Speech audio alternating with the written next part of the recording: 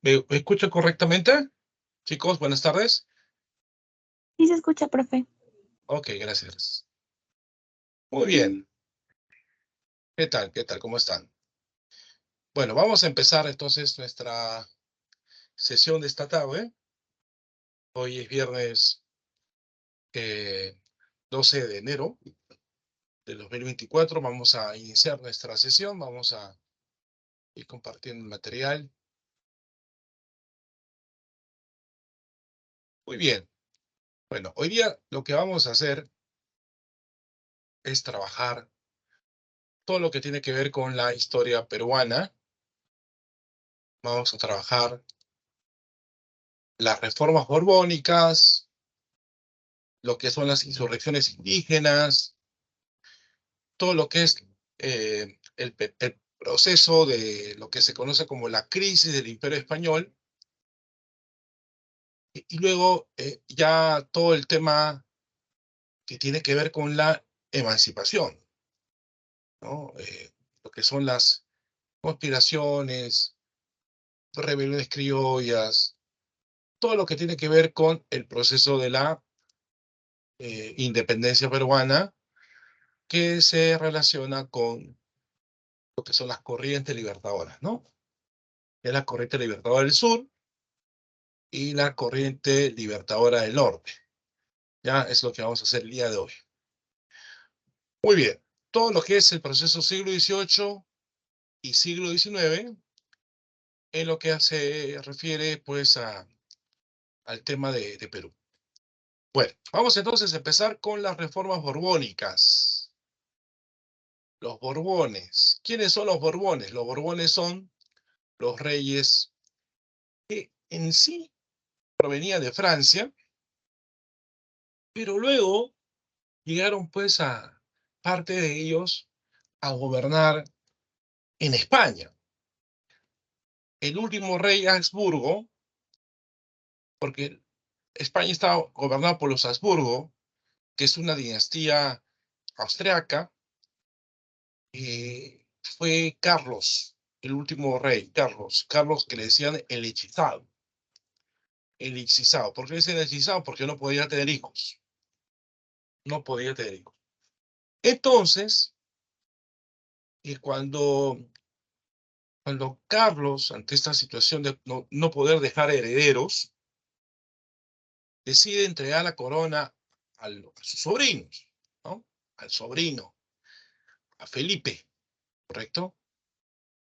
Pero el problema es que otras monarquías van a rechazar que gobierne España los Borbones, porque los Borbones habían sido, pues, también muy poderosos, pues, en Europa, con Francia, la época, la época de Luis XIV, recuerda usted, ¿no? Muy bien, entonces, se va a dar una guerra, ya se produce una guerra. Esta guerra es previa a las reformas borbónicas, ¿no? Una guerra en donde se va a disputar, ¿no?, el trono español. Esta guerra se va a llamar la Guerra de la Sucesión Española, ¿ya? Se va a llamar la Guerra de la Sucesión Española. Esta guerra durará los primeros años del siglo XVIII y termina en 1713. En 1713 los Borbones van a decidir, pues, dividirse, ¿no? Habrá Borbones franceses y habrá Borbones españoles. Al final, los Borbones toman el poder, ¿ya? En un previo a un enfrentamiento, ¿no? Que ya hemos mencionado, la Guerra de Sucesión Española. Y bueno, los Borbones toman el poder, pero dejan de ser, renuncian a ser herederos de la corona francesa, para evitar que un Borbón sea rey español y rey francés al mismo tiempo, ¿ya? Esto se concreta en 1713 en el Tratado de Utrecht, ¿ok? 1713. Bueno, cuando ya los Borbones toman el control de la corona española, van a van a hacer pues una especie de diagnóstico, ¿no? Van a encontrar pues tanto a lo que es España como sus dominios con problemas, con fuertes problemas. Esos problemas eran pues estancamiento económico, caída de la producción minera, ¿no? Mucha corrupción, muchísima corrupción.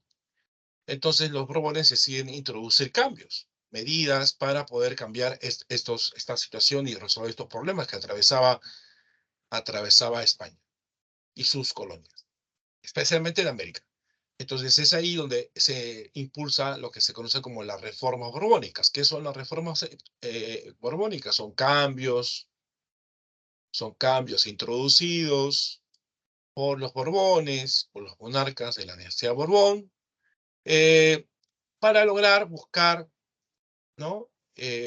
Desarrollar, ¿no? Un proceso de reestructuración, ¿no? Del Imperio Español, ¿no? Buscar impulsar un proyecto integral, ¿no? Redefinir la relación entre España y sus colonias en beneficio de la península, ¿no? Estas reformas son reformas de carácter liberal, ¿no? Son reformas liberales. Son reformas liberales que van a ser desarrollados por una corriente que se llama el despotismo ilustrado, ¿no? Acuérdense que esa clase lo hemos visto, el despotismo, despotismo ilustrado, donde la frase, ¿no? ¿Se acuerdan la frase? La frase de todo para el pueblo, pero sin el pueblo. ¿Ok? ¿Qué objetivos tenía la corona borbónica en España?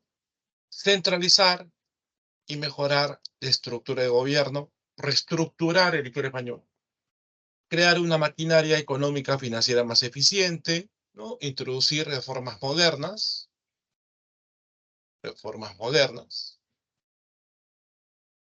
Estamos hablando de reforma, se introduce reforma de la modernidad, defender el imperio contra otras potencias, recuperar ese liderazgo que tenía España, pues España era líder de Europa en el siglo XVI. Ese liderazgo pues había sido desplazado por otras monarquías, ¿sí? Restaurar la integridad y el respeto en todos los niveles de la administración, todo eso se va a buscar impulsar, ¿no? Los Borbones van a ser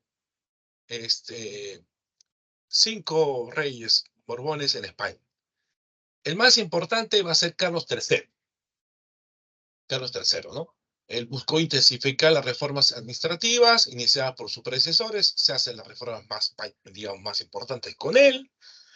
No es que él sea el único rey donde se hará las reformas, sino más bien con él se da mayores cambios, mayores reformas. Y durante la administración de este virrey Manuel Gurior, durante su gobierno, ¿no? Durante la época de Gurior, llegó un visitador, que es un fiscalizador, es un personaje que va a lograr supervisar que si todas estas medidas llegaron a cumplirse. Durante la época de este virrey, llegó José Antonio de Areche, quien aplicó las reformas más importantes, generando disputas con el virrey y los criollos peruanos. ¿Sí? Bueno, las reformas borbónicas se van a dividir en reformas políticas, reformas económicas y reformas eclesiásticas. Vamos entonces a hablar de las principales. Por ejemplo, los criollos, ¿se acuerdan quién era un criollo? Un criollo va a ser aquel que nace en América de padres españoles. Los criollos van a ser marginados, son desplazados de ocupar cargos burocráticos altos, reduciendo su influencia, ¿no? Se reduce la influencia de los cargos públicos que tenían antes, ¿no? Antes tenían, pues, los criollos, ¿no? Ocupando cargos de importante rango, ¿no? Ahora ya no. ¿Por qué? ¿Por qué se da esta situación? Porque había mucha corrupción. Y como existía mucha corrupción, se da la idea de que un problema es que la corrupción se da por gente que no se sentía pues, realmente identificado con España. Entonces, para los Borbones, los cargos deben ser asumidos por españoles, por gente propiamente de España, porque de esa manera pues hay una especie de identidad y evitar pues que estas personas se comporten de esa forma, ¿no? También se van a eliminar los corregimientos, ¿no? Acuérdense que los corregimientos eran unidades territoriales que se habían creado básicamente en provincia para tener control de poblaciones andinas, poblaciones nativas, indígenas, a cargo del corregidor. El corregidor se convierte en una persona bastante abusiva y se genera, entre otros factores, uno de ellos es el tema de los corregimientos, el levantamiento de Tupac Amaru II. Por lo tanto, cuando los Borbones gobiernan, deciden eliminar los corregimientos y establecer las intendencias. Se crean las intendencias, que son al inicio 7, son 7 intendencias, al inicio son 7 intendencias, que son unidades territoriales que van a estar divididas así el virreinato del Perú en su parte interna, ¿no? En su parte interna se divide el virreinato del Perú en 7 intendencias al inicio, pero luego se va a lograr crear la octava intendencia, que va a ser Puno. Puno va a ser la intendencia número 8, pero al inicio va a ser 7 intendencias. También se crea la audiencia del Cusco, había varias audiencias, eso lo comenté en la clase de virreinato. Está la audiencia de Quito, la audiencia de Buenos Aires, la audiencia de Charcas, ¿correcto? Pero no existía audiencia en la zona de la Sierra Sur, el Cusco no existía. Entonces, el producto del levantamiento de Tupac Amaru, como consecuencia de ese levantamiento, se produce la creación de la audiencia del Cusco, ¿no? Recuerda que Tupac Amaru tuvo que viajar a Lima para poder entrevistarse con los oidores de la audiencia de Lima para solicitarles a ellos que se eliminen los repartos mercantiles, pero eso no se va a concretar y ya usted sabe, Tupac Amaru se levantó, fue brutalmente reprimido y como consecuencia de ese levantamiento se decide crear la audiencia del Cusco para poder, digamos, generar un filtro, ¿no? Escuchar las demandas de los criollos que estaban en ese lugar, ¿no? También se reorganiza el territorio.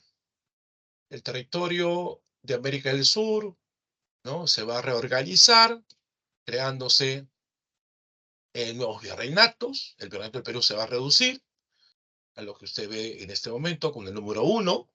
Así queda el territorio peruano, este es el territorio del Perú. Se crean dos virreinatos, el virreinato de Nueva Granada, que es en este caso lo que está de Corolila, ¿no? Incluyendo Panamá, donde está la capital Santa Fe de Bogotá, Nueva Granada, y el virreinato de Río de la Plata, con su capital Buenos Aires. ¿Sí? Se crean dos virreinatos. Además, se crean capitanías generales. Las capitanías son unidades territoriales donde se concentran efectivos militares, soldados, tropas españolas, para poder lograr tener un control mejor de las sublevaciones, las insurrecciones que se dan en el territorio. Se dan dos capitanías en América del Sur. La Capitanía General de Chile, que es la número 4, ¿correcto? La 4. Y la creación de la Capitanía General de Venezuela, ¿correcto? Ahí tenemos la creación de lo que son las famosas capitanías generales, donde se concentran efectivos militares. La de Chile y la de Venezuela, ¿correcto? La de Chile y la de Venezuela, la que es número 5. Y las intendencias, como ya mencioné anteriormente, son unidades territoriales, ¿correcto? Que van a lograr, pues, crearse para poder tener una mejor administración del territorio, ¿no? Son circunscripciones territoriales divididas en subdelegaciones que van a sustituir a los antiguos corregimientos. Las intendencias van a ser dirigidas por los intendentes. Buscaron la descentralización de las funciones administrativas y políticas. Por ejemplo, acá dentro del territorio del Perú se crean, como dije, al inicio 7 intendencias, pero luego se va a crear la intendencia número 8. Estas intendencias son la intendencia de Trujillo, la intendencia de Trujillo, la intendencia de Lima, la intendencia de Tarma, la intendencia de Huancavelica, la intendencia de Huamanga, la intendencia de Arequipa, la intendencia del Cusco, ¿correcto? Sí, hasta ahí van 7 intendencias, ¿no? 1, 2, estamos contando las flechitas, 1, 2, 3, 4, 5, 6, 7. Y la intendencia de Puno va a ser la octava intendencia. Puno había logrado ser eh, incluido en el virreinato del Río de la Plata. Este virreinato del Río de la Plata absorbió lo que es el Alto Perú, fue creado en 1776, le dieron el Alto Perú, el virreinato del Perú perdió Potosí, ¿no? Que es el centro minero más importante de plata, y luego Puno vuelve a ser parte del territorio peruano, del virreinato peruano, recién 20 años después, en 1796. Ahí está. Muy bien, sigamos. Reformas económicas. En el tema económico, bueno, que son los temas que buscaba mayor recaudación fiscal, es decir, la corona lo que quería, los Borbones, es tener mayor cantidad de ingresos, entonces se va a lograr, ¿no?, introducir cambios en el tema económico, ¿no? Muy bien. Entonces, se buscó acabar con el contrabando, ¿sí? Como dije, había bastante situación de pérdida de ingresos, ¿no? De pérdida de ingresos, ¿correcto? Se decretó libre comercio, se acabó con el monopolio. Antes el Callao era el único puerto donde entraban todos los productos, ahora va a empezar a aparecer puertos libres, empieza a aparecer pues el puerto de lo que viene a ser Valparaíso en Chile, aparece Caracas, ¿correcto? Buenos Aires, ¿correcto? ¿Sí? Muy bien. Entonces, esas son las cosas que van a ocurrir. Se elimina la Casa de Contratación de Sevilla, ¿no? Se va a impulsar, como ya ustedes lo han escuchado de parte mía, antiguamente el centro minero más importante del Perú era el de Potosí, y bueno, la cuestión es que se va a lograr, ¿sí?, tener nuevos yacimientos, se descubren nuevos yacimientos, el de Cerro de Pasco, por ejemplo, el de Hualgayoc, el de Huarochirí. Con esto también, inclusive, se va a incentivar mayor producción minera, se decide crear el décimo real. Décimo real. Antes era el quinto real. Antes de toda la producción minera, entregaba la quinta parte a la corona. Y luego de la creación de este décimo real, se reduce de la quinta parte a la décima parte para incentivar, ¿no?, que haya gente que invierta en las minas, porque había una caída de la producción. Entonces se va a empezar a explotar nuevos centros mineros, Cerro de Pasco, Hualgayoc y Huarochirí. Se incrementa la recaudación fiscal, y se crea aduanas internas, que son, eh, digamos, para poder vender tus productos al interior del territorio peruano, se tiene que pagar impuestos. No una cosa que tú pagues un impuesto, como es el famoso almojarifazgo, para lograr que tu producto entre al mercado del Venezuela del Perú, y otra cosa que ese producto lo puedas seguir vendiendo en otras zonas de provincia. Esas son las aduanas internas.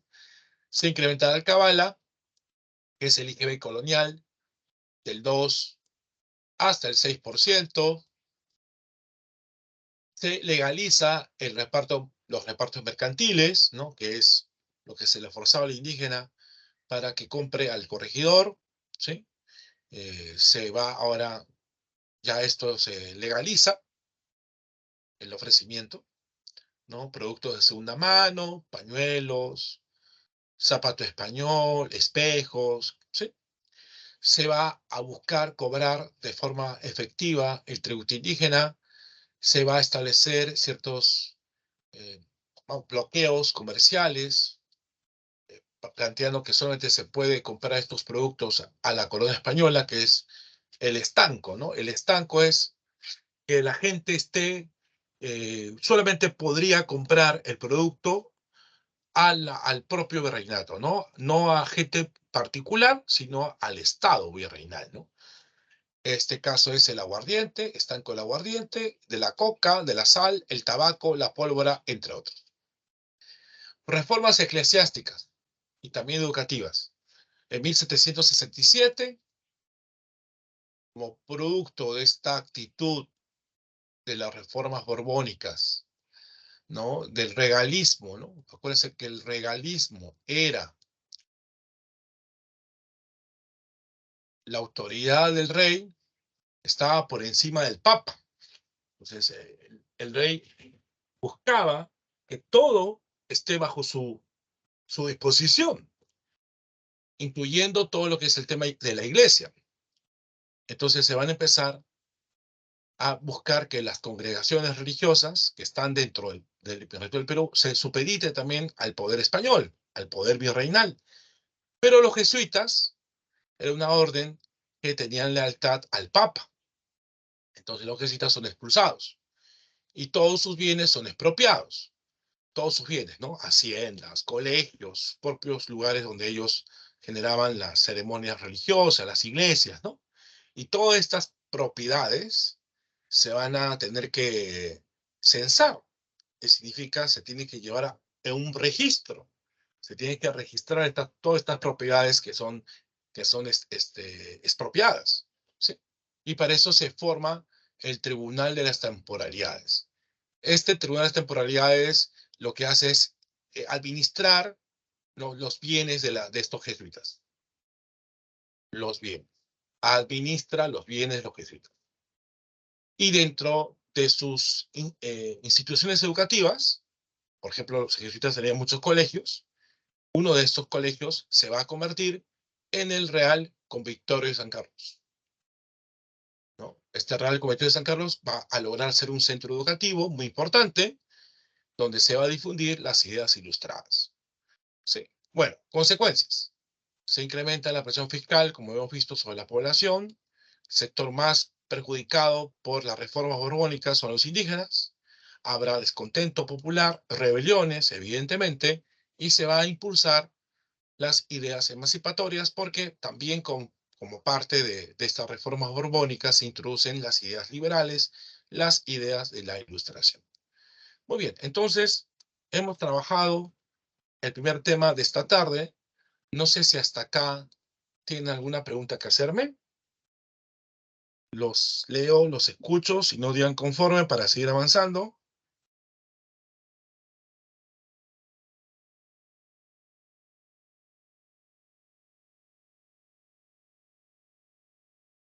Todo conforme, dice Jefferson. Muy bien, excelente. Todos los demás, ¿tienen alguna pregunta que hacerme? ¿Alguna duda que tengan?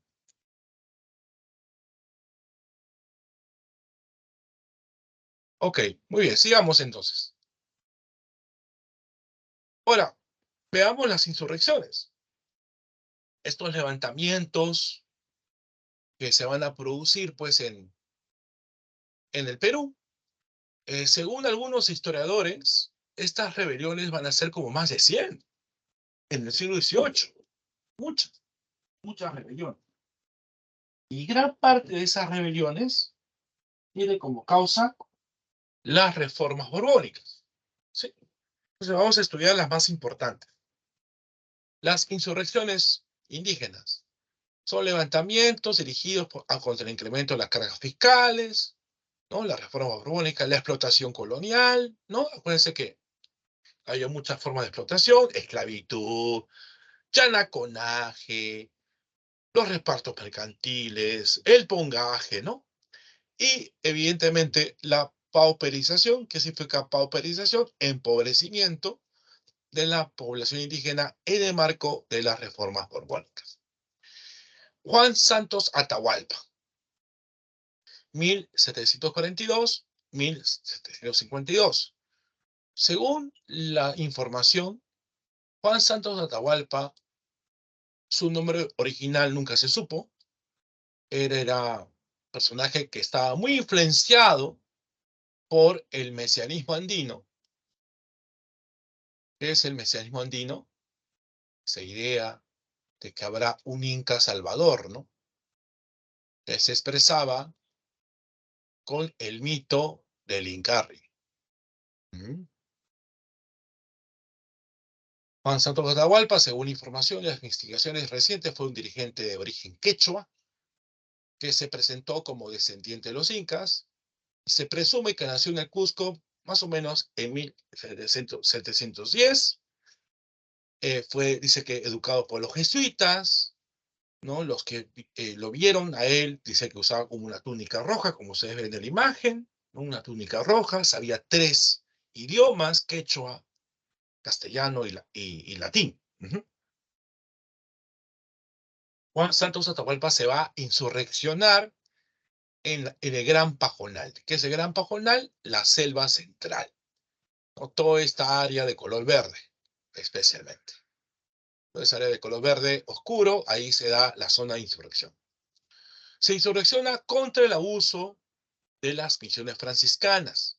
Los franciscanos habían llegado al lugar, a esta selva central, y abusaban de los nativos, le obligaban a trabajar, a tributar a cambio de la difusión de la palabra de Dios. Abuso de la mita de la sal. Acuérdense que la mita, ¿qué es? La mita, trabajo por turnos. Un trabajo por turnos y de carácter obligatorio, ¿no? La mita de la sal era pues el trabajo por turnos y obligatorio para extraer este recurso de la sal.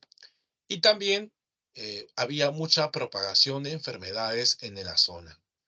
Contra todo eso se levanta Juan Santos Atahualpa y tuvo el apoyo de las diversas tribus amazónicas, los ashánicas en especial, los piros, los masigüengas, entre otros. Lo que hace Juan Santos es votar a los franciscanos, votarlos del lugar. Los franciscanos van, acuden buscando ayuda, auxilio, comentan todo lo sucedido.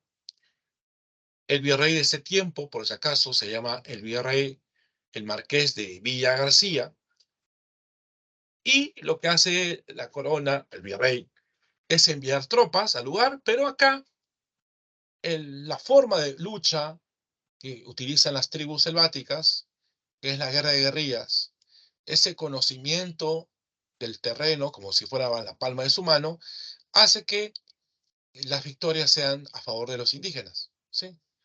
La rebelión nunca fue derrotada, nunca fue debelada en la región, y esta zona quedó como una zona liberada. ¿Qué es una zona liberada? Una zona donde no hay un control real del lugar, ¿no? A pesar que sea parte del virreinato del Perú, no hay un control efectivo.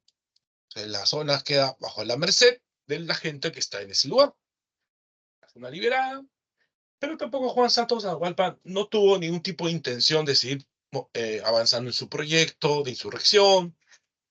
Se quedó como una especie de líder, pequeño rey del suelo en todo ese lugar, y por eso que al final no es algo que haya generado más conflicto durante los siguientes años. Sí, o sea, solamente esto se cierra en un periodo de 10. Bueno, el levantamiento se originó en la región del Gran Pajonal, se extendió a lugares como Huánuco, Pasco, Junín y Ayacucho. Bueno, Túpac Amaru II. Recuerda que Túpac Amaru II era un cacique. Un cacique. Era un cacique, una autoridad indígena. Era cacique de 3 zonas. Cacique de Pampamarca, Surinama y Tungazuca. Su nombre real, José Gabriel Condorcanqui. Era también un arriero. ¿Qué es un arriero? Un comerciante. de productos de segunda mano. Tupac Amaru competía con los repartos mercantiles, que ahora es obligatorio. Su levantamiento, junto con los continuadores, durará hasta el año 83, de 1780 hasta el año 83. Tupac Amaru va a cuestionar las reformas borbónicas, los impuestos, las aduanas internas. Hay que recordar que en ese contexto también se incrementó la explotación en la mina de Potosí y también estaba en contra de la legalización del reparto de mercancías, donde los corregidores eran los encargados de cumplir esa finalidad, que es vender productos de segunda mano, ¿no? Además, acuérdense que Tupac Amaru tuvo una ideóloga, su esposa, Micaela Bastida.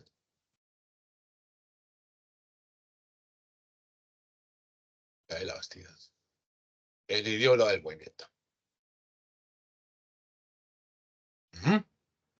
A ver, este levantamiento fue también coordinado con la gente de Puno y de Bolivia, en lo que es el Alto Perú, puesto que se distingue dos fases. La fase quechua,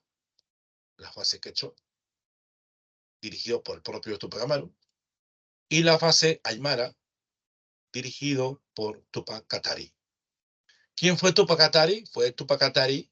Fue el nombre de Julián Apaza. Bueno, primero empecemos con los quechua. El centro fue el Cusco, se expandió por la Sierra Sur, también se expandió por el Alto Perú, teniendo pues el apoyo de los aymaras. Su retórica va a ser reformista al inicio, antifiscal al inicio, ¿sí? Pero se vuelve radical a partir de la ejecución del corregidor Arriaga. Fue ejecutado por abusivo y Tupac Amaru decide lanzar su grito en tinta en noviembre de 1780. El grito en tinta es, digamos, el acto simbólico de la insurrección. Tiene el apoyo de muchos indígenas, logrando vencer, ensangrará. Durante este periodo de luchas, el virrey del Perú,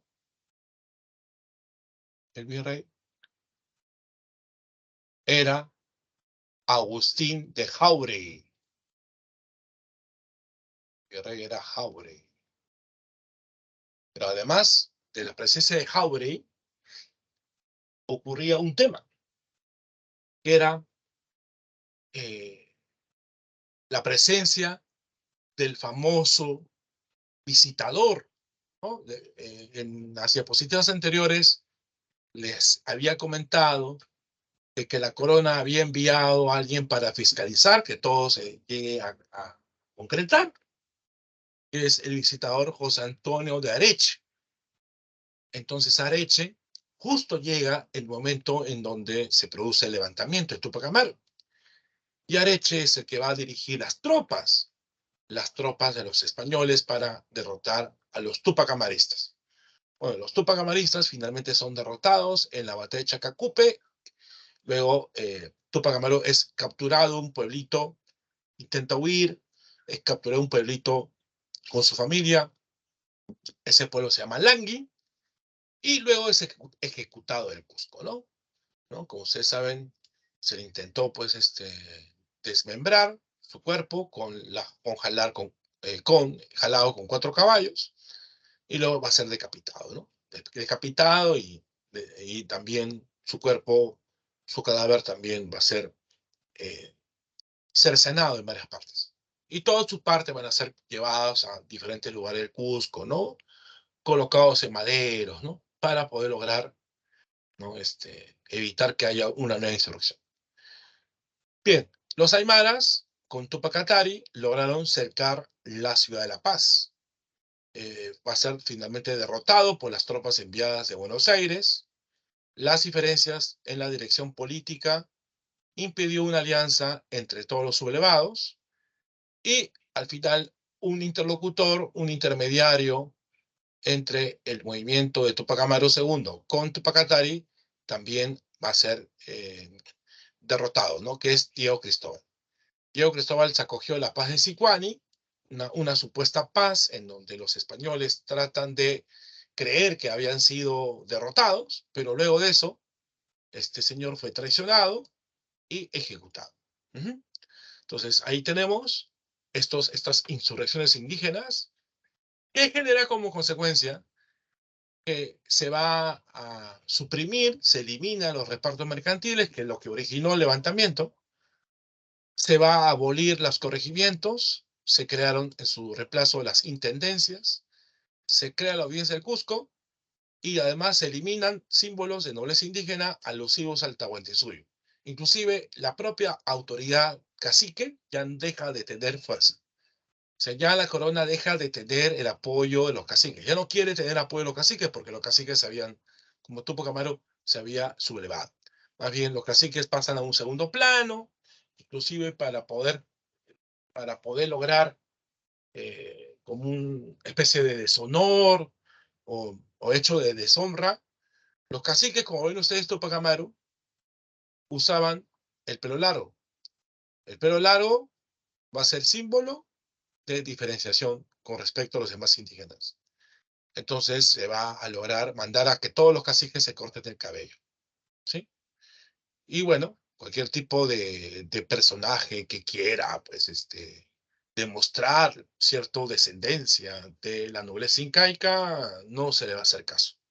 Se eliminan todo tipo de símbolo, bandera, escudo, cualquier tipo de alusión a haber pertenecido, pues, al poder del Tahuantinsuyo. Ujú. Muy bien, eso es las rebeliones indígenas. ¿Cómo vamos? ¿Cómo vamos? ¿Tiene alguna pregunta que hacerme? ¿Alguna duda?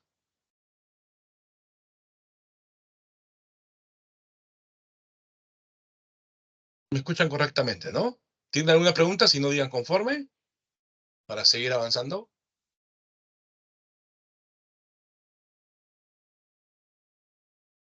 ¿Qué dicen, chicos?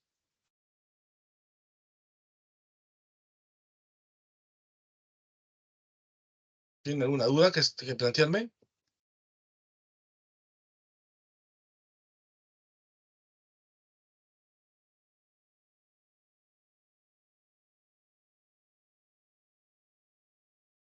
Mm, ¿Nada? Digan algo.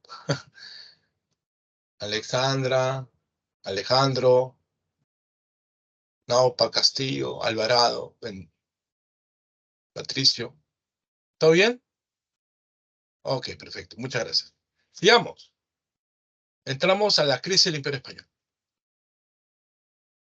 Mire, cuando Napoleón Bonaparte empieza a expandirse por diversas zonas europeas, habrá un momento en que se ingresa a España para intentar llegar a Portugal, pero los franceses se quedaron en España, ¿sí? Napoleón Bonaparte invade España a partir de 1808 y su estancia en España va a ser hasta 1814. Se obliga al rey de ese entonces, que era Fernando VII, a abdicar. Abdicar en favor del hermano de Napoleón.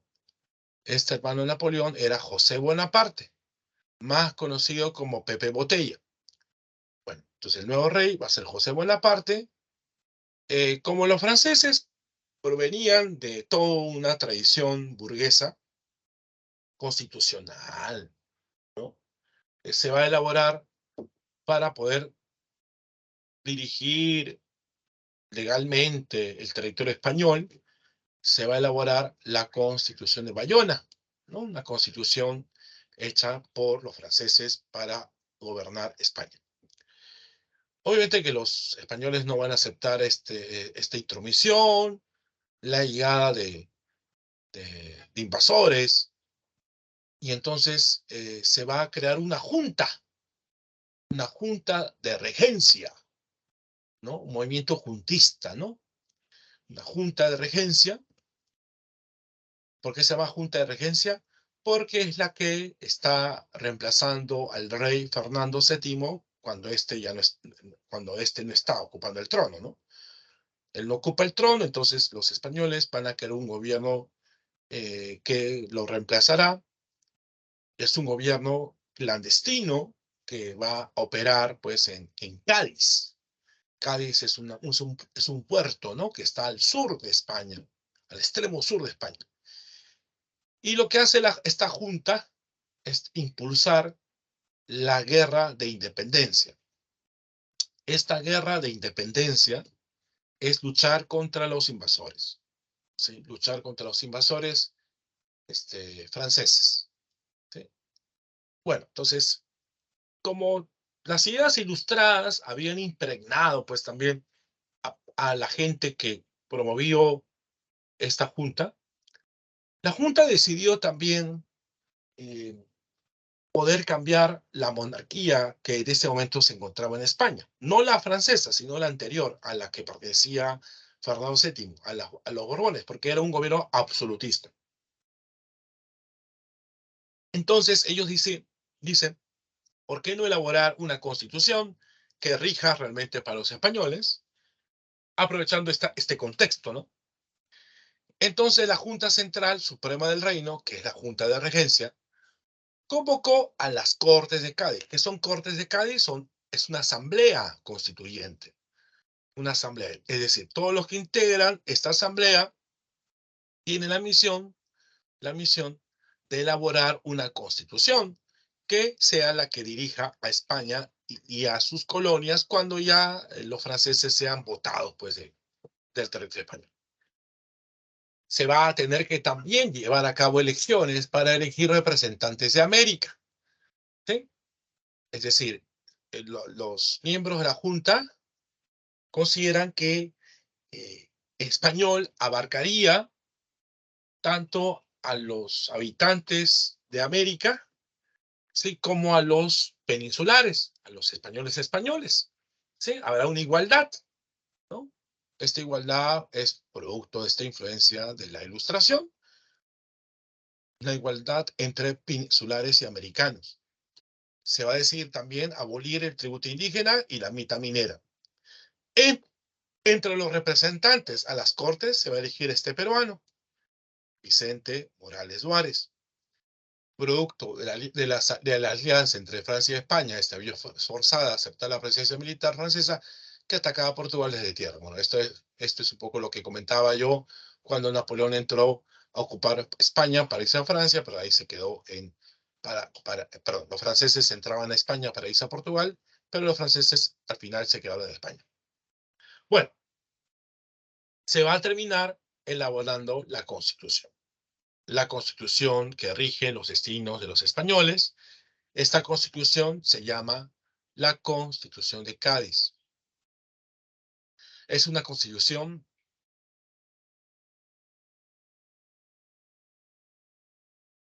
de tendencia liberal.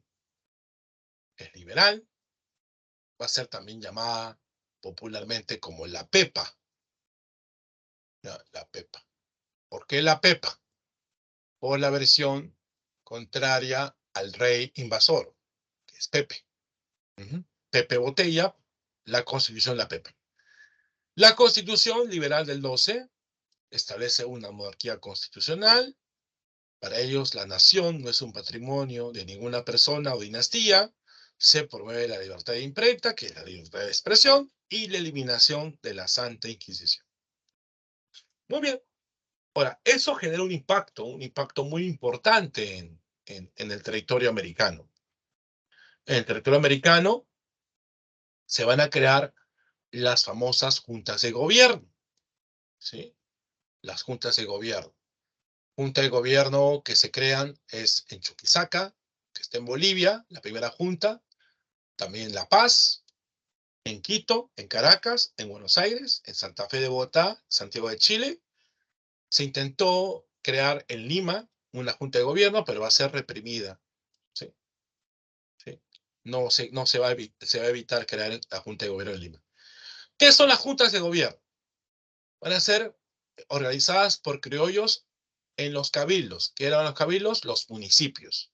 Los criollos se organizan bajo esta idea de que no hay rey de España, porque el rey había sido obligado a renunciar, ¿sí? A renunciar. Entonces, los criollos dicen, vamos a crear un gobierno que mantenga lealtad a España, pero en el fondo las juntas querían impulsar el separatismo, ¿no? En su mayoría nacieron en apoyo al rey de España, ese rey que está ahí en su casa secuestrado, que es Fernando VII, pero luego van a empezar a variar, ¿sí? Se volvieron separatistas. Las juntas buscaban acabar con el poder español y tener autonomía en ¿dónde?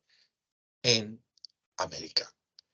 Estas juntas van a ser destruidas en su mayoría por el virrey Abascal. Abascal era el virrey de ese tiempo. Abascal va a lograr entonces mandar tropas para acabar las juntas. ¿Sí? A este proceso se llama la contrarrevolución de Abascal. Veamos, ¿no? Abascal en 1809 derrota a las juntas de gobierno de La Paz y Chuquisaca. ¿Correcto? Abascal envió un ejército y derrotó a la Junta de Gobierno en Quito, ¿no? Quito es la capital de Ecuador. La Junta de Buenos Aires envía ejércitos para derrotar a Abascal, ¿sí? Y Abascal envía una expedición para derrotar la Junta de Chile, ¿correcto? Ese es el orden, ¿no? La secuencia, ¿no?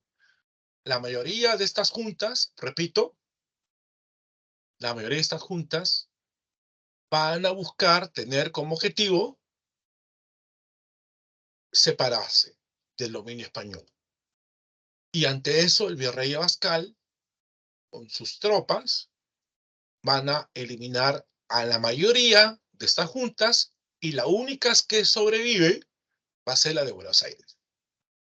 Y es la de Buenos Aires la que va a lograr, ¿no? La que va a lograr impulsar, digamos, la segunda etapa del proceso independentista, ¿no? Que viene a ser la corriente libertadora del sur.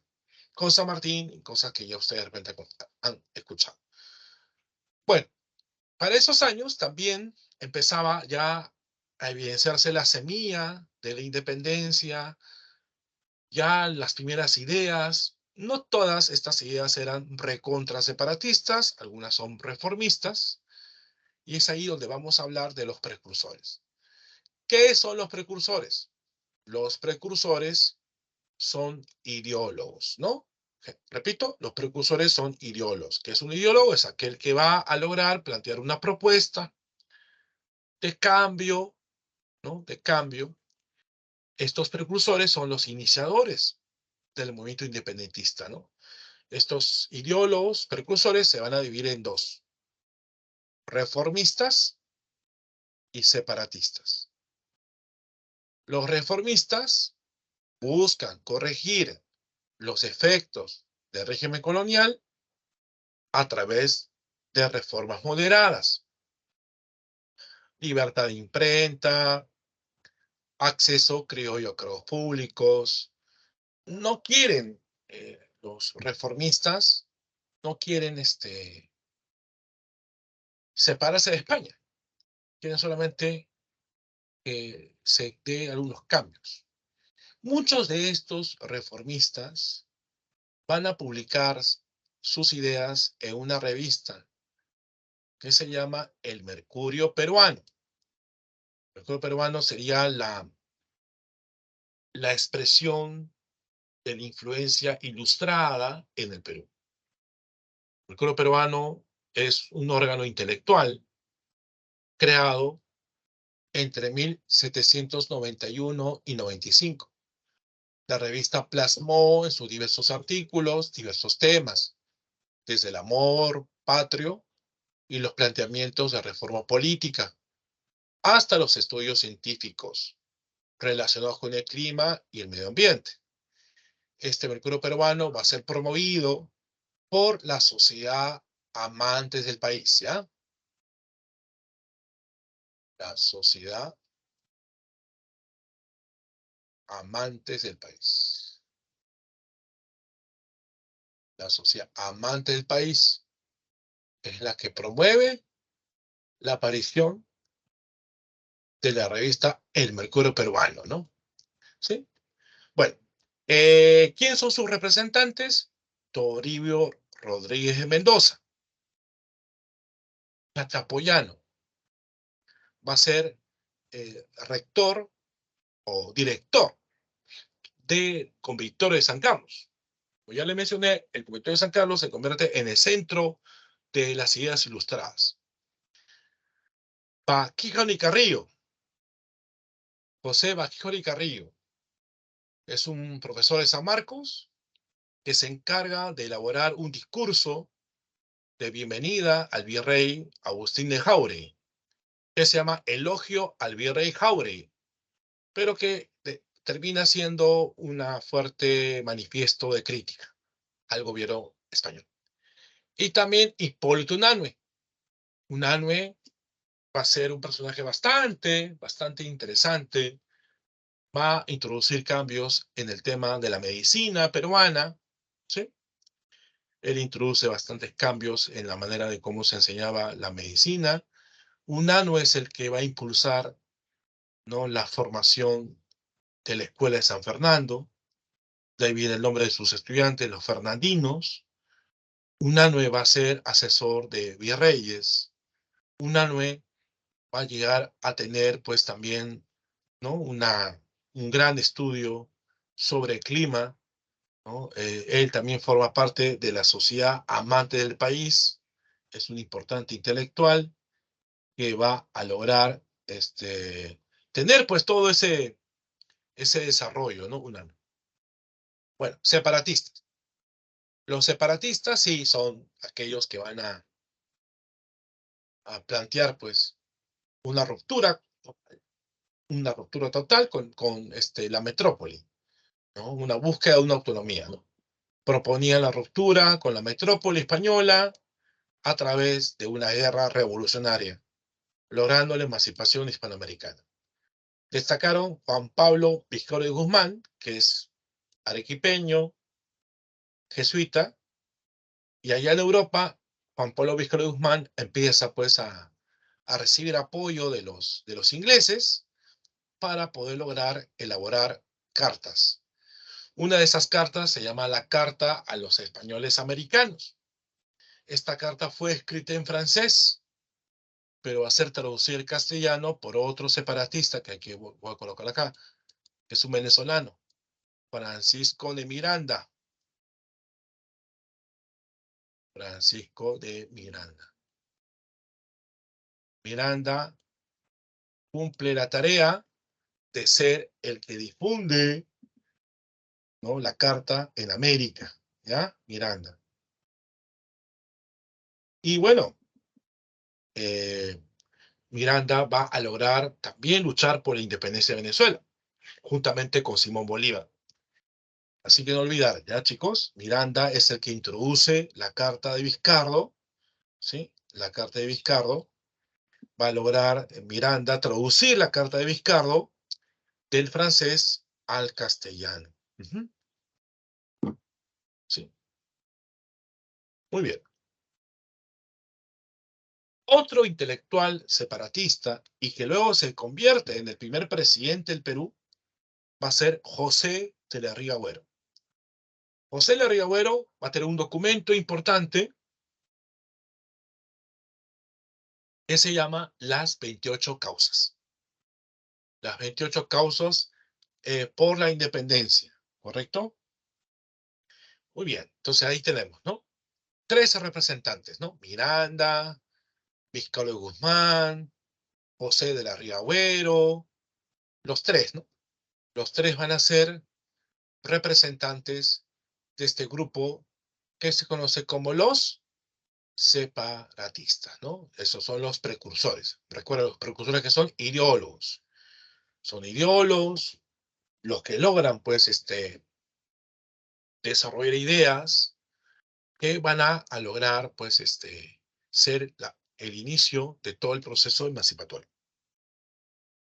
Ahora pasemos ya a las rebeliones y conspiraciones criollas, que son luchas ya frontales, luchas pues que van a tener pues un protagonismo importante porque es la antesala ya directa de todo el proceso de lo que viene a ser ya la lucha frontal que se concreta con la Corriente Libertadora del Sur, la Corriente Libertadora del Norte, que lo vamos a mencionar en un ratito. Estas rebeliones y conspiraciones criollas tuvieron liderazgo principalmente, como dice, ¿no? Criollo y no mestizo o indígena, ¿no? Eh, criollos, que son los hijos de los españoles radicados acá en América. Dividieron en rebeliones del interior, eso sí, son rebeliones que se dan en provincia, antes de la llegada de las fuerzas extranjeras, antes de la llegada de Bolívar y San Martín. Se extendieron por diferentes grupos, permitiendo que su programa político fuera inclusivo y multiétnico, ¿no? Es decir, buscaban apoyo de otros sectores sociales, pero ellos siempre manteniéndose como líderes. O sea, aceptaban que los apoye mestizos, aceptaban que los apoye indígenas, pero ellos eran los líderes. Y durante los años 11, 12, 13 y 14, ¿sí? Va a lograr impulsar, ¿no? Estos movimientos.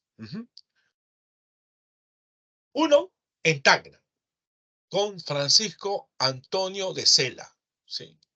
Francisco Antonio de Sela, en Tacna, va a lograr tener contactos con algunos líderes argentinos, que estaba impulsado por Juan José Castelli, ¿no? Ya los argentinos se dieron cuenta que el principal centro de poder español concentrado en el territorio virreinal era pues el Perú.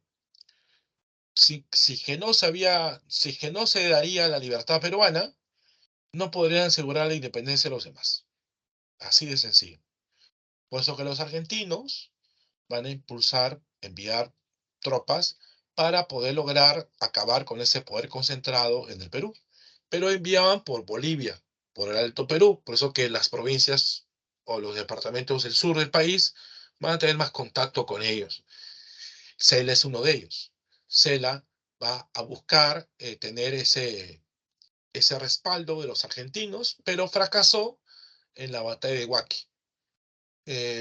Termina Cela derrotado y llevado hasta Panamá. Luego, en Huánuco, el año 12, el levantamiento de Juan José Crespo y Castillo. Es una alianza entre criollos, mestizos e indígenas. Lo que hace Crespo y Castillo, ¿sí? Va a lograr establecerse una junta de gobierno en Huánuco, ¿no? Como saben ustedes, las juntas de gobierno son esas gobiernos administrativos creados por los criollos para promover el separatismo, y no se había creado una junta de gobierno en Perú. Se intentó en Lima, pero no había en Perú. Entonces Juan José Crespo Castillo busca crear una junta de gobierno en Huánuco, pero va a ser derrotado en la batalla de Ambo en 1812. En 1813, nuevamente Tacna es un lugar de insurrección. Igualmente, Tacna busca tener el apoyo de argentinos independentistas, liderados por Manuel Belgrano. Igualmente, van a ser derrotados en la batalla de Camaira en 1813. Luego viene ya el levantamiento más importante, que dura casi 2 años, que se extiende por todo el sur, que es el levantamiento de los hermanos Angulo, que empieza en el 14. ¿Sí? Son 3 hermanos: José, Vicente, Mariano Angulo. Formaron una junta gubernativa en Cusco. Ya hemos hablado qué cosas son las juntas de gobierno. Este movimiento se extendió por toda la zona del sur, Alto Perú, Bolivia, Huamanga y Arequipa. Tuvieron apoyo de gente como Mariano Melgar.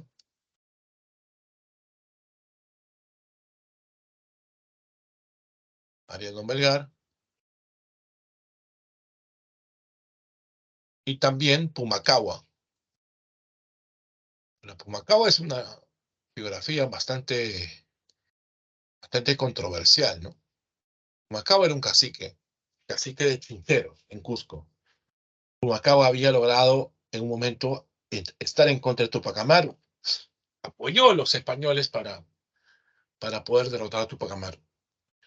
Tupac Amaru es derrotado, como ustedes saben, y los españoles deciden pues ya no contar con el apoyo de los caciques.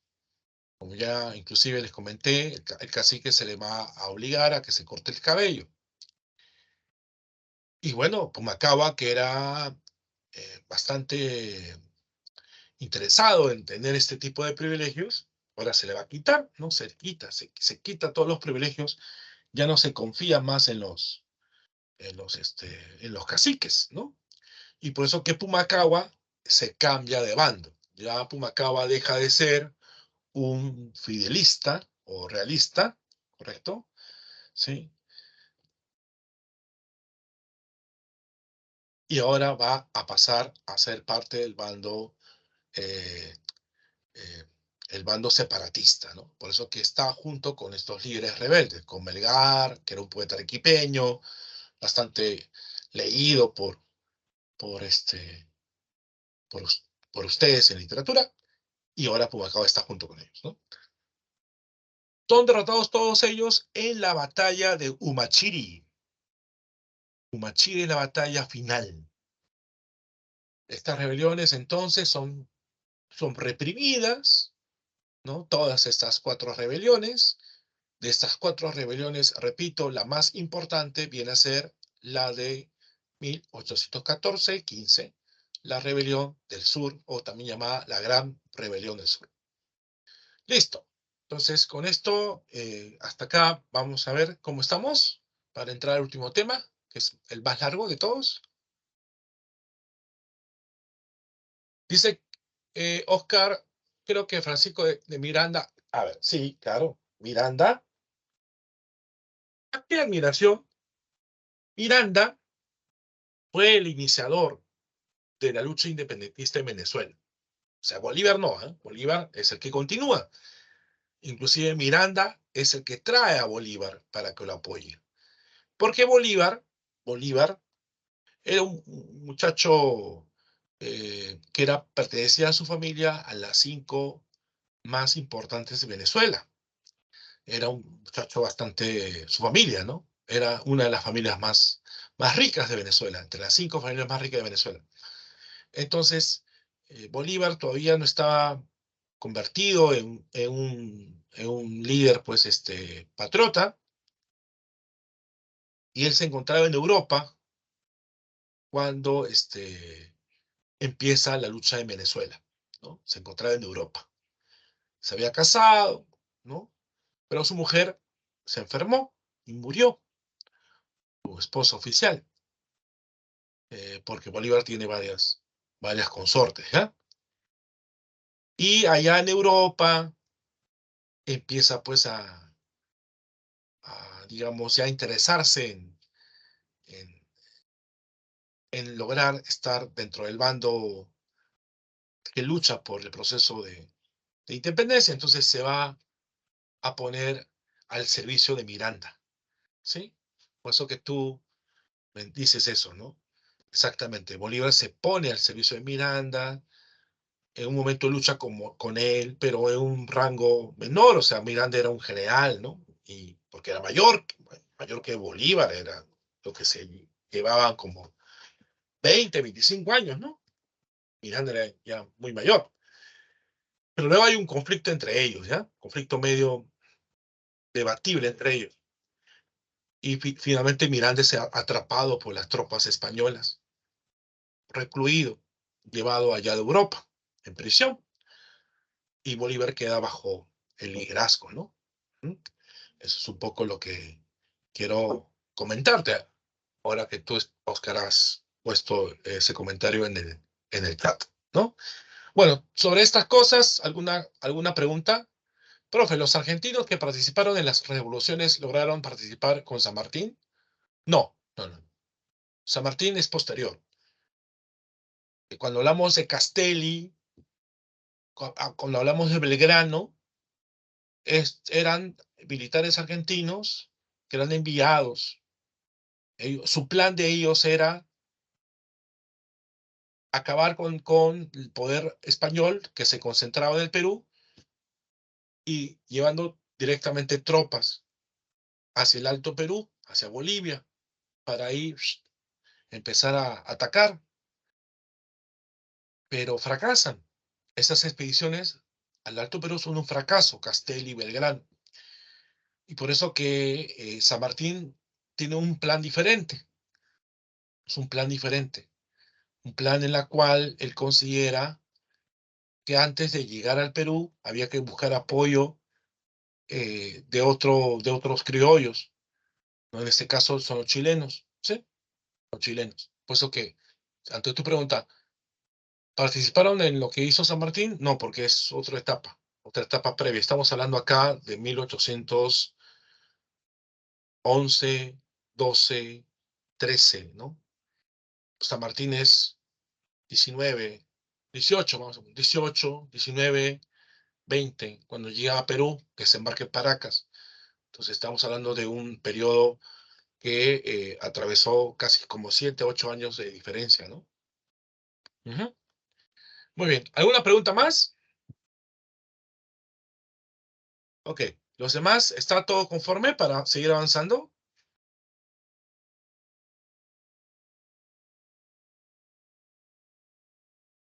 Ujú. ¿Alguna pregunta hasta acá? ¿Todo conforme? ¿Todo ok? Bueno, si es así, si no hay ninguna duda, sigo, ¿ya? Sigamos. Corriente Libertad del Sur. Bueno, ¿qué son las corrientes libertadoras? Pues las corrientes libertadoras son campañas militares. Todas estas son dirigidas por criollos, que tienen como finalidad, pues, acabar con el poder español concentrado en el Perú. Recuerda que nosotros somos como hubo una serie de televisión en Canal 7 que le llamaron El Último Bastión, ¿no? Que creo que ahora está en Netflix, ¿ya? El último bastión era el Perú. ¿En qué sentido el último bastión? Porque era el último centro de poder español que se concentraba en América del Sur. Son dos corrientes, una es la corriente libertadora del sur, la de Argentina, y la de Bolívar, que es el norte. Bueno, como ya mencioné, San Martín, él es encargado, ¿no?, de dirigir esta corriente, financiado, apoyado en un momento por los criollos de Buenos Aires. Como ustedes saben, Argentina antes era el virreinato del Río de la Plata. Cuando los argentinos se, se proclaman independientes, esto es la famosa Revolución de Mayo. Por eso que la plaza principal en Buenos Aires se llama, ¿sí?, la Plaza de Mayo, ¿no? La Plaza de Mayo, porque es aludido a su independencia. Bueno, la idea de San Martín era cruzar los Andes, llegar a Chile, independizar Chile y dirigirse hacia el Perú, ¿sí? El inicio de la expedición empieza en 1817. Van a cruzar los Andes, ¿sí? Se va a impulsar la campaña en Chile. En 1818 se produce la batalla de Maipú, donde sella la libertad chilena, y el primer presidente de Chile va a ser Bernardo O'Higgins, ¿sí? Bernardo O'Higgins es el primer presidente de Chile. Los chilenos también están entusiasmados por continuar apoyando a San Martín. Los comerciantes de Valparaíso van a financiar este segundo tramo de la corriente libertadora, es decir, los comerciantes de Valparaíso financian parte de nuestra independencia. San Martín va a lograr desembarcar en la bahía de Paracas en 1820. Se va a realizar el primer encuentro entre los delegados de San Martín con el virrey de ese tiempo, que era Joaquín de la Pezuela. La conferencia de Miraflores va a fracasar. Acá hay que entender que los que luchan están en los bandos. Los que luchan por la libertad, por la independencia, ¿cómo se llama? Patriotas. Patriotas. ¿Cómo se llaman los que defienden la corona española? Realistas. Los que luchan por la libertad, patriotas. Los que luchan a favor de los españoles, realistas. Los realistas van a defender la vigencia de la Constitución de Cádiz. Por eso que fracasa esta conferencia. Al fracasar, se va a llevar a cabo ya los primeros enfrentamientos. Los enfrentamientos están impulsados por Antonio Álvarez de Arenales, que había sido enviado por San Martín a reclutar gente en la Sierra Central. Ahí se va a producir la batalla de Cerro de Pasco. La batalla de Cerro de Pasco. Esta batalla de Cerro de Pasco es un triunfo de las tropas patriotas. Los patriotas están avanzando, están logrando tener bastante ventaja. Inclusive había un inglés que apoyó a San Martín, que es el almirante Cochrane, que va a lograr bloquear el puerto del Callao para evitar que España mande tropas, eh, armas, ¿correcto? El Callao va a estar controlado por Cochrane, y todo esto va a ser en perjuicio del virrey Pezuela. Pezuela va a ser depuesto. El virrey Joaquín de la Pezuela va a ser depuesto en un motín. El motín de Asnapuquio. El motín de Asnapuquio es el levantamiento de un sector de realistas que no quieren que Pezuela continúe como virrey, así que lo reemplaza el que sería el último virrey del Perú, que es don José Laserde. Laserde y San Martín se encuentran en una reunión en la conferencia de Punchauca.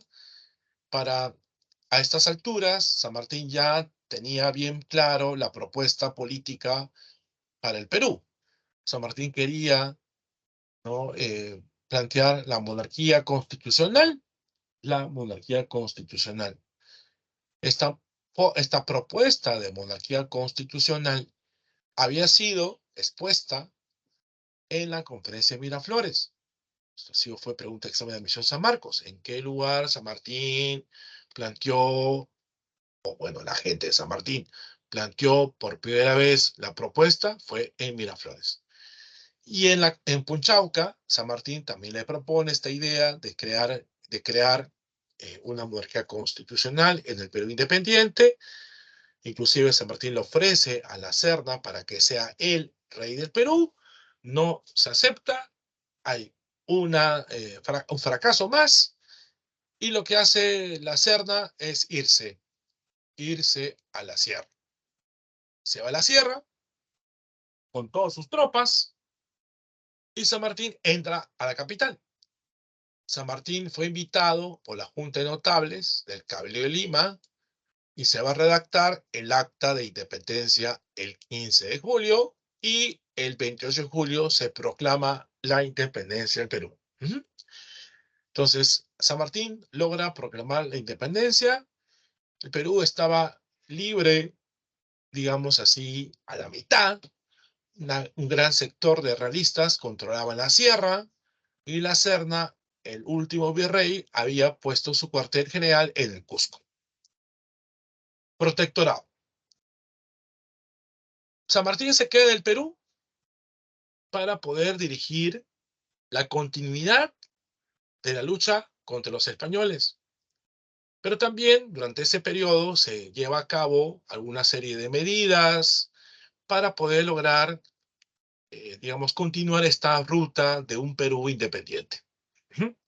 En este protectorado, San Martín pretendió viabilizar un gobierno independiente del Perú, porque San Martín quería que en el futuro el Perú sea una monarquía constitucional. ¿Sí?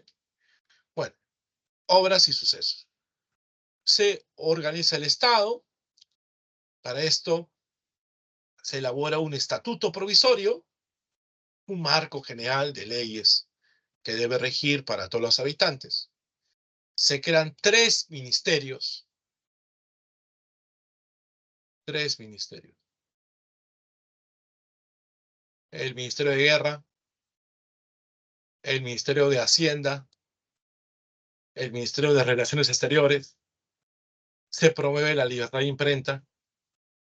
Se establece la creación de la Sociedad Patriótica de Lima, que va a abrir debate sobre la forma de gobierno, ¿sí? La forma de gobierno que el Perú va a tener para la gente de San Martín, monarquía constitucional. El defensor de esta idea monárquica constitucional va a ser el apoyo secretario de San Martín, que se llama Bernardo de Monteagudo.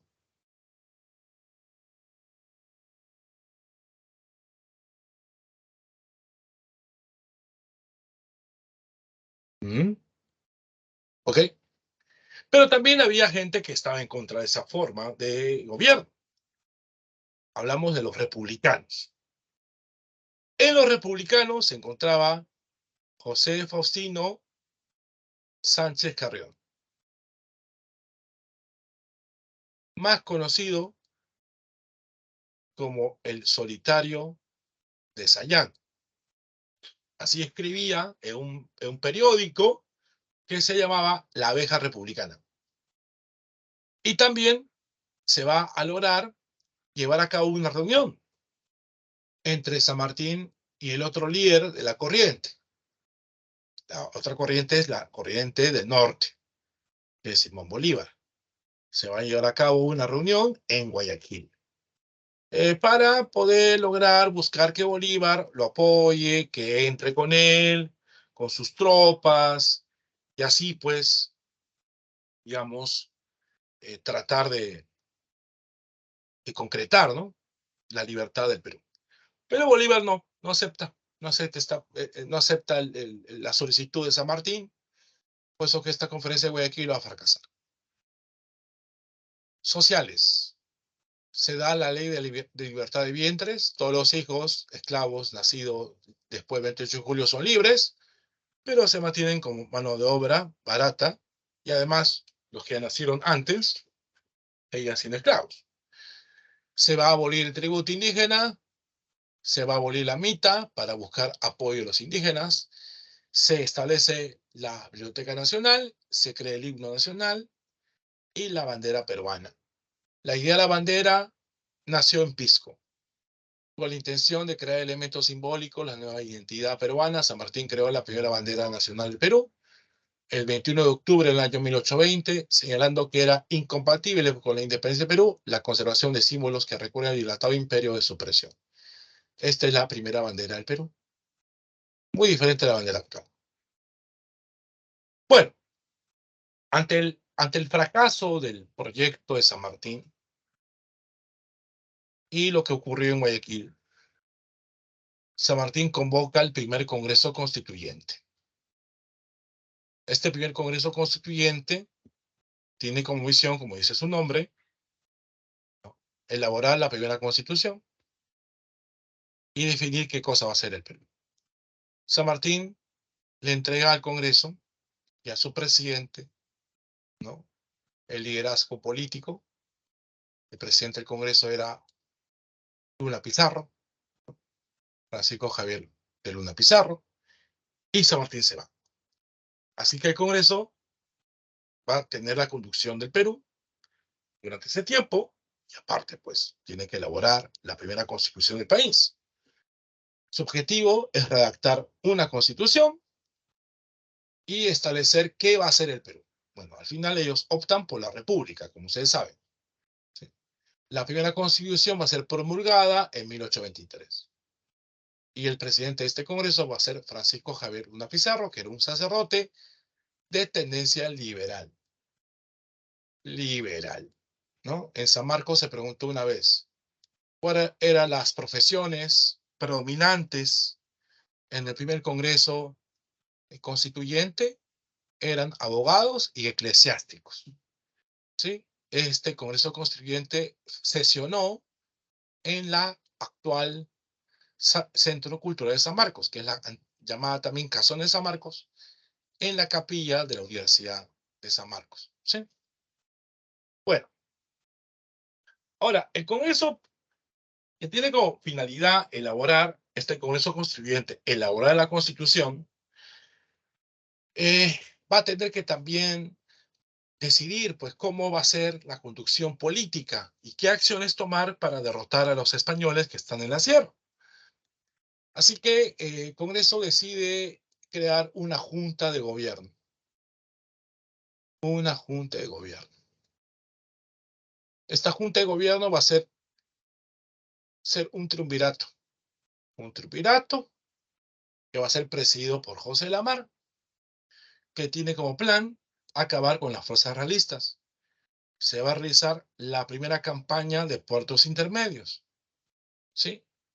Puertos intermedios. Acá está el mapa del avance de las tropas, ¿no? Que se van a enfrentar, ¿no? Contra las fuerzas realistas.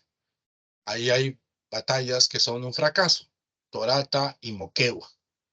Ante el fracaso de la primera campaña de puertos intermedios, se da un motín, ¿sí?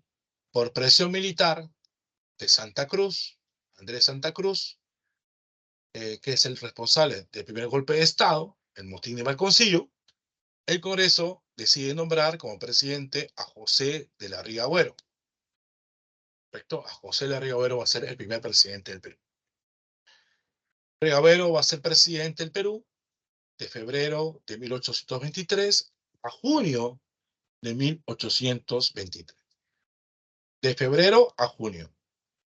En estos meses, que son muy breves, muy pocos, Riga pudo organizar la segunda campaña de puertos intermedios, que también es un fracaso. El Congreso destituye a Riga y nombró a Torre-Tale como presidente. Pero Riga no acepta su destitución, junto con algunos congresistas que son sus simpatizantes, se va a Trujillo. Así que Riga gobierna, entre comillas, con la mitad del Congreso desde Trujillo. Pero oficialmente el presidente va a ser Torre-Tale. Torre-Tale va a gobernar entre agosto del año 23 a febrero del año 24. También son meses, no son años. Ante este contexto de Torre-Tagle, los realistas habían ya avanzado sobre la capital, estaban ya todos ingresando hacia Lima, así que el Congreso decide invitar a Simón Bolívar para que pueda lograr el tomar acciones y acabar con las fuerzas realistas. Durante la época de Torre-Tagle se promulga la primera constitución por una cuestión ya de Bolívar en sí, porque Bolívar también pone sus condiciones al Congreso. Le dice al Congreso, ok, yo entro, pero ustedes me dan todo el poder. Me dan todo el poder y les pido, por favor, que ¿no? Torre-Tagle no tenga ningún tipo de decisión durante la época que voy a estar. Así que el Congreso acepta todas las exigencias de Bolívar, destituye a Torre-Tagle. Torre-Tagle, furioso por todo esto, porque él que había decidido invitar a Bolívar, había enviado pues una misión. Torre-Tagle pensó que Bolívar iba a estar bajo sus órdenes, jamás eso iba a ocurrir. Torre-Tagle al final se va a autoencerrar en el Real Felipe con su gente más cercana, como una forma de rebeldía, ¿no? Se rebela, se insurrecciona y se encierra en Real Felipe. Y al poco tiempo él fallece, para variar fallece.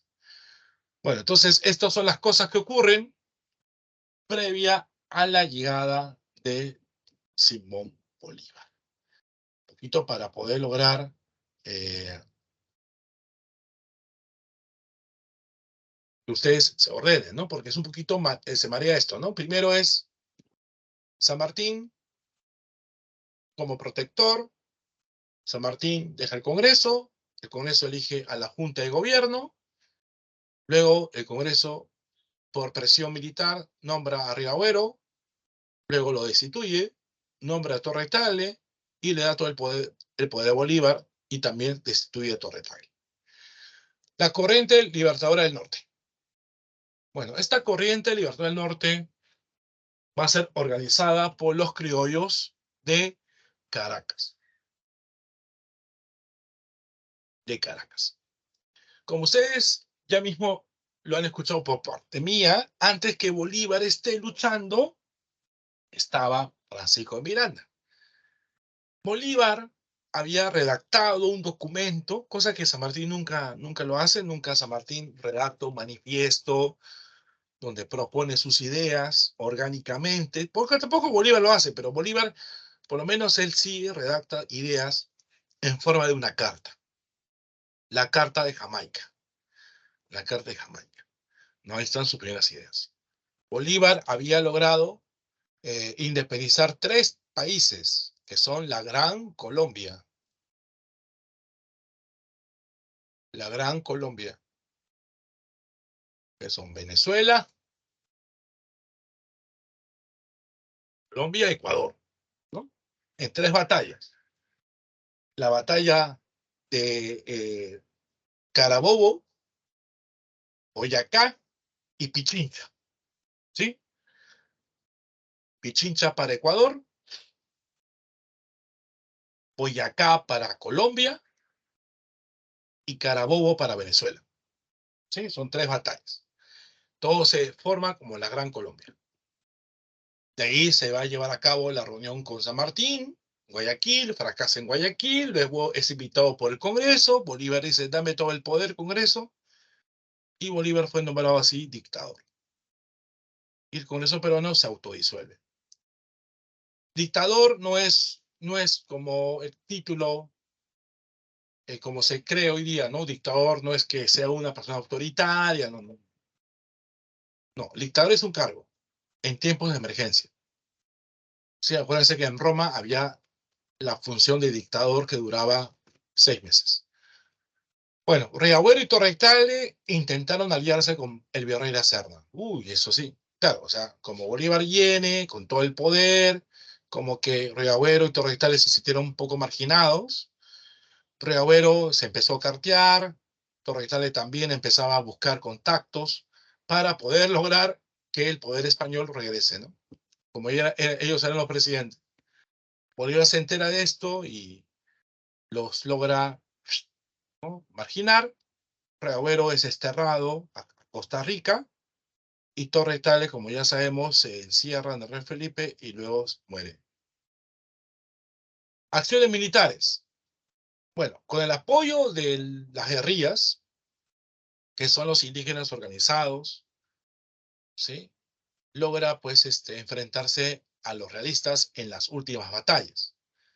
La batalla de Junín, donde el jefe militar es el propio Simón Bolívar. Esta batalla de Junín es en agosto del año 24, 6 de agosto, conocido como la Batalla Blanca, porque no se usó ninguna arma de fuego. Y luego la Batalla de Ayacucho, donde los patriotas deciden perseguir a los realistas y lo encuentran en Ayacucho. Ahí la batalla es bastante fuerte. Logra tener bastante protagonismo José Antonio de Sucre. La batalla de Ayacucho se celebró el 9 de diciembre, ¿no?, del año 24, ¿sí? Y con eso se logra sellar nuestra independencia firmando la capitulación de Ayacucho. España reconoce su derrota y Perú se comprometió a pagar reparaciones de guerra a los españoles, para variar. Bueno, Bolívar había sido un personaje bastante importante. Como dije, él había sido formado también por las ideas ilustradas y Bolívar había logrado también estar presente en la coronación de Napoleón Bonaparte como emperador. Bolívar quería buscar establecer una especie de gran confederación latinoamericana. quería buscar la unidad de todos los pueblos de América. Intentó, pues, a través de dos propuestas, concretar esa idea. Primero, llevó a cabo el llamado Congreso Anfictiónico de Panamá, en 1826. Fue convocado por Bolívar para formar una gran confederación hispanoamericana. No va a Chile, no va a Argentina. No va ni Chile ni Argentina. Conflictos, pues, disputas. No va a Chile ni Argentina. Sus acuerdos no se implementaron por la fuerte oposición que tuvo, fracasó finalmente. Entonces, ¿qué es lo que intentó hacer? Intentó formar la Federación de los Andes, con los países que liberó. Bolívar se decidió por federar las repúblicas que independizó, que son la Gran Colombia, Perú y Bolivia. Estuvo sustentada en una constitución y presidencia vitalicia. Supuestamente Bolívar iba a ser presidente para toda la vida. Fracasó debido a la fuerte oposición. Había un conflicto principalmente entre la Gran Colombia y el Perú para ver quién tomaba el liderazgo. Y al final Bolívar se retiró del Perú porque ya empezó también la gente le empezó a decir que en la Gran Colombia había problemas y que la Gran Colombia quería disolverse, dividirse, ¿no? Dividirse, ¿no? Muy bien, eso es lo que va a ocurrir. Listo. Entonces, hemos pasado a analizar durante toda esta clase de hoy varios acontecimientos, ¿sí? Recordemos los acontecimientos del siglo XVIII, siglo XIX, que empezamos con la Guerra de Sucesión Española, ese conflicto ante la falta de continuidad de los Habsburgo, ¿no? Y la Guerra de Sucesión Española que termina en 1713 con el Tratado de Utrecht. Las reformas borbónicas. En 1742 se produce la rebelión de Juan Santos Atahualpa. En 1780 la rebelión de Tupac Amaru. Desde el año 1808 hasta el 12 se produce la crisis del Imperio Español.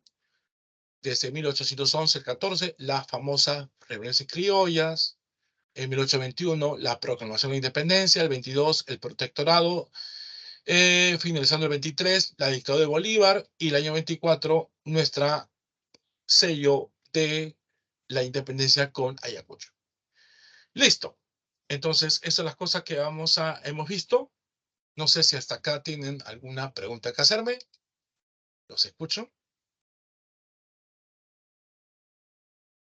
¿Alguna duda? ¿Hasta acá? Por favor, preguntas, dudas, inquietudes.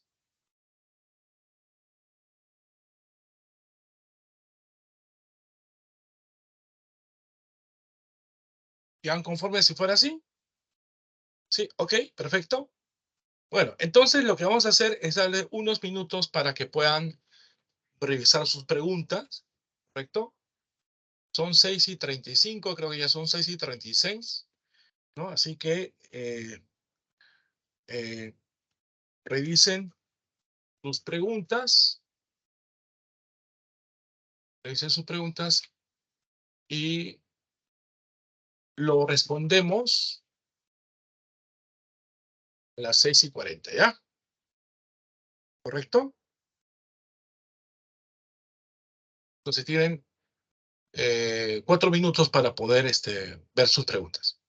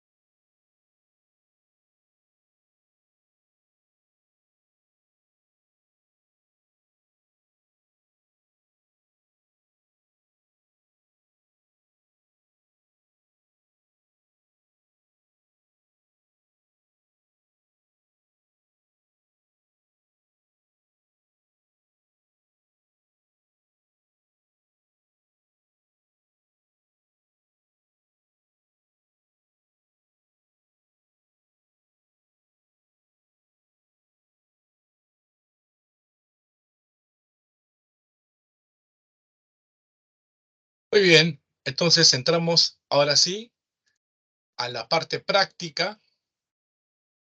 Vamos a ver las preguntas. Vamos a ver las preguntas. Y ustedes me van a decir qué clave creen que es, ¿ya? Vamos a empezar, ¿ya? Dice, las reformas implementadas por los reyes de España de la dinastía borbónica en el siglo XVIII tuvieron como uno de sus principales objetivos el aspecto comercial, asegurar en las colonias hispanoamericanas la venta de los productos de sus centros manufactureros. Buscaba de esta manera eliminar el contrabando, especialmente el inglés. Con respecto a las reformas comerciales implementadas, podemos mencionar: 1. Amplió las funciones de la Casa de Contratación de Sevilla. 2. Permitió a Inglaterra comercializar mediante el navío de registro.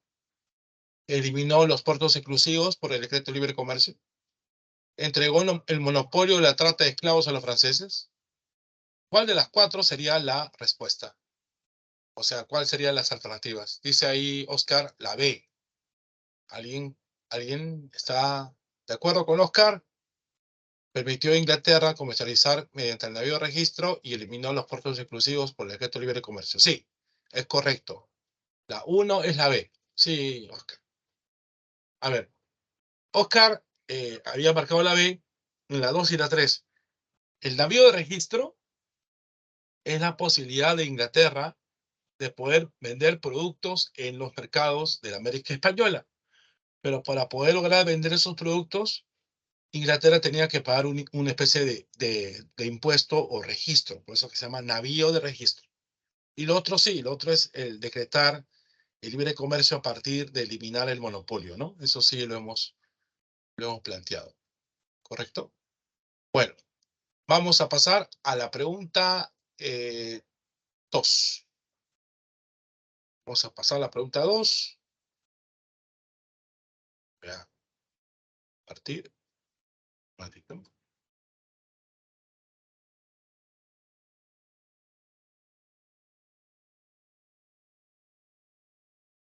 Juan Santos Atahualpa lideró en 1142 un movimiento rebelde que involucró a diversos grupos étnicos en la zona central. El levantamiento se originó en la región del Gran Pajonal, extendiéndose por Huánuco, Pasco, Junín y Ayacucho. Entre las causas estuvo el rechazo de las misiones franciscanas. Se implementó la implementación de la mitad de la sal y el estallido de las epidemias. Esta región no fue derrotada debido a ¿qué? Al apoyo de los caciques de los valles del Pozuzo y Guayán, al respaldo de la población indígena y negra esclava en Lima, el rechazo a las reformas borbónicas por los mismos españoles, al uso de guerrillas y mejor conocimiento del terreno selvático. Sí, la 2 es, como dice su compañero Oscar, la D. La 2 es la D. Perfecto, Oscar. Muy bien. Felicitaciones. Ahora pasemos a la pregunta 3. Pregunta 3. San Martín se entrevistó con Bolívar el 26 de julio de 1822 en Guayaquil, buscando su ayuda militar para culminar la independencia del Perú y ver la forma de gobierno que más le convendría al país. Mientras que en Lima una conspiración terminó por deportar al ministro Monteagudo. Monteagudo, significando un ataque directo al gobierno de San Martín. Ante estos acontecimientos, el Libertador decidió retirarse asumiendo la conducción política del Perú. La Junta Gubernativa, Andrés Santa Cruz, Simón Bolívar, José de Sucre, el primer Congreso Constituyente. ¿Qué clave es? En la 3. Claro, si hemos visto el orden de lo que les conté los acontecimientos, el que asume es el Congreso. La 3 es la E. Muy bien, Oscar. La 3 es la E. Muy bien, sigamos. Vamos a la pregunta 4. Pregunta 4 hay que ver cuál es verdadera y falsa.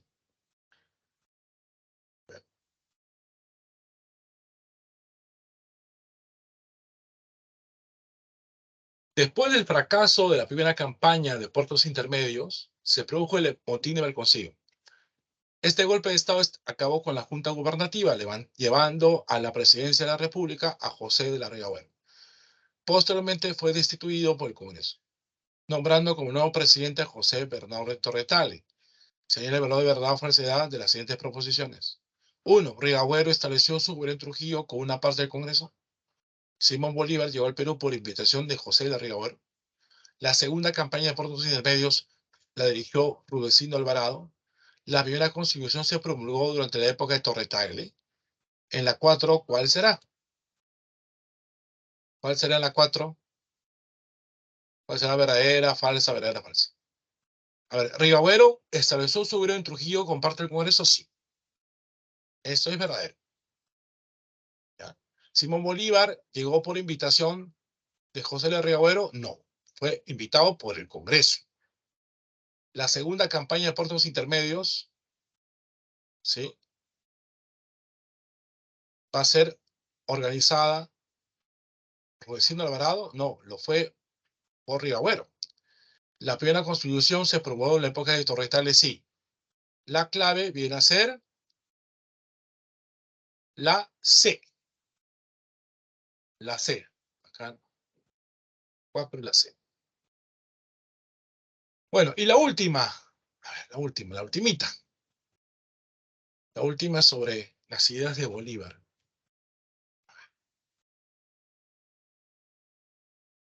Vamos a mostrarles. Culminada la guerra de independencia, el Congreso peruano prorrogó indefinidamente la dictadura de Bolívar para evitar que estalle la anarquía política. El Libertador buscaría concretar su proyecto político con el apoyo de sus partidarios para concentrar el poder. Con relación al plan bolivariano, señale lo correcto.